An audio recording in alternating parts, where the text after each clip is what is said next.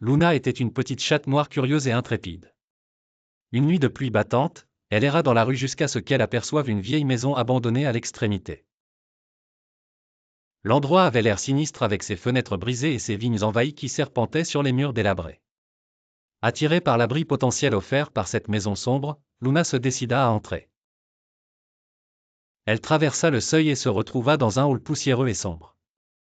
En explorant les pièces silencieuses et désertes, elle monta finalement dans le grenier.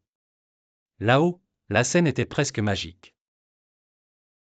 Des meubles recouverts de toiles d'araignée semblaient figés dans le temps, des peintures anciennes trônaient sur les murs, et des reliques oubliées gisaient çà et là.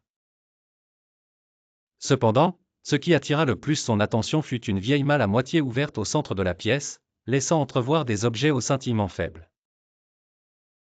Sa curiosité étant à son comble, Luna s'approcha prudemment de la malle et y plongea le museau.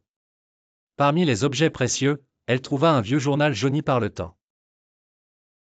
Les pages étaient couvertes d'écritures fanées et de croquis représentant une famille et un chat noir qui semblaient curieusement semblables à Luna. La douce lueur de la lune pénétrait à travers une fenêtre fissurée, illuminant légèrement la scène. Luna, comprenant qu'elle était liée à cette maison par une histoire oubliée, feuilleta les pages avec soin. Le lendemain matin, alors que la pluie avait cessé, une femme d'âge moyen passa devant la vieille maison.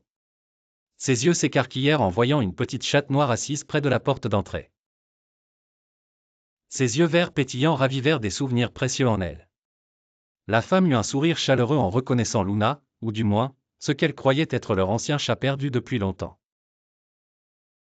Avec une tendresse infinie, elle emmena Luna dans sa maison. Enfin installée dans un environnement chaleureux et aimant, Luna s'endormit paisiblement sur un fauteuil moelleux près de la cheminée.